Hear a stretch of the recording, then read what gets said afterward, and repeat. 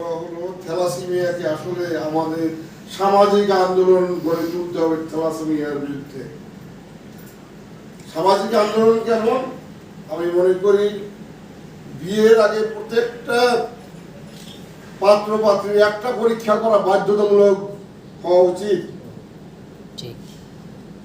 ইলেকট্রোপোসিস করতে হবে, কে থ্যালাসেমিয়ার মেজর, কে থ্যালাসেমিয়ার মাইনর।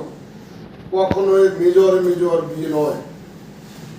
এই একটা স্লোগানকে সামনে নিয়ে আগায় আমাদের বাগেরহাট না বাংলাদেশের কিন্তু থ্যালাসেমিয়া কমে যাবে। আর যদি এই পথ না আগায়, আমরা যত ক্যাম্পেইন করি, যত ব্লাড ডোনেশন করি, তা কিন্তু এটা আজকে যে পরিমাণ রোগী, আজকে বছর 200-300, কোনো এক সময় 3000, কোনো সময় 30,000 হয়ে যাবে। তো বি কেয়ারফুল ফর দিস। এক্ষেত্রে আমি মনে করি একটা আমার হাসপাতালে যদি একটা ইলেকট্রোপোসিসের মেশিন থাকতো, তাহলে প্রত্যেকটা মানুষকে, এবং সরকার যদি একটু সিদ্ধান্ত নিত না বিয়ে করার আগেও, মানে এখন যেমন মনে করে 18 আগে বিয়ে নয়, যেমন একটা সার্টিফিকেট লাগবে।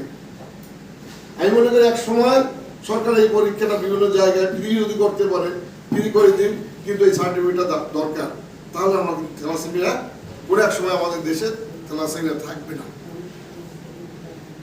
আর এই বিভিন্ন রক্ত, অর্থাৎ আমার যে মেশিনটার কথা বলা হয়েছে, সেই মেশিনটার উপকারিতায় এক ব্যাগ রক্ত দিয়ে আমি 3 জনকে সেবা দিতে পারতাম। কেউ লাগবে সেল, কেউ লাগবে প্লাজমা, এরকম কেউ লাগবে আরবিসি, কেউ লাগবে ডব্লিউবিসি, কেউ লাগতে পারে খালি প্লাজমা। তাহলে আমি 3 জনকে সেবা দিতে পারতাম এক ব্যাগ রক্ত দিয়ে।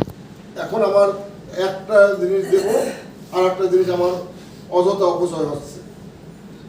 অতএব এই মেশিনটা আমরা কিন্তু মাননীয় সচিব স্যার, ডিজি স্যার যখন আসছে, আমাদের চাহিদার ভিতর কিন্তু আমাদের বাগেরহাটের যে দাবির ভিতর কিন্তু এই মেশিনগুলো ছিল। আমি লিখিতভাবে এই প্রত্যেকটা মেশিনের চাহিদা আমি কিন্তু দিয়ে দিয়েছি।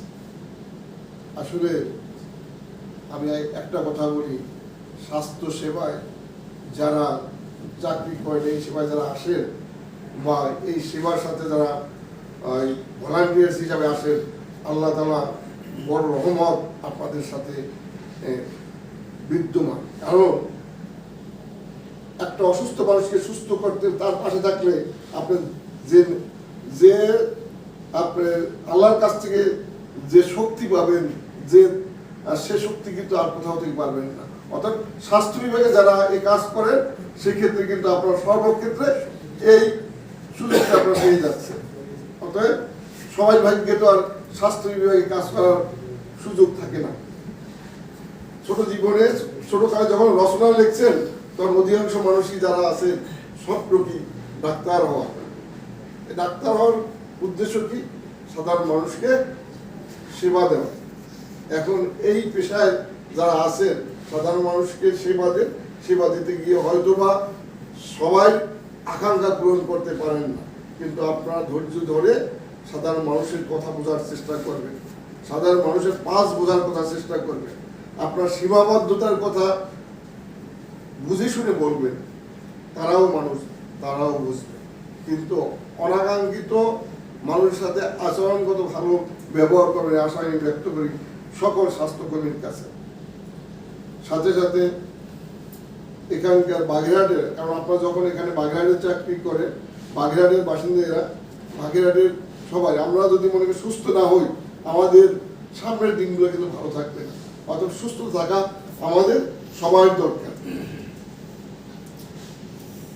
আমাদের এই বৈষম্যহীন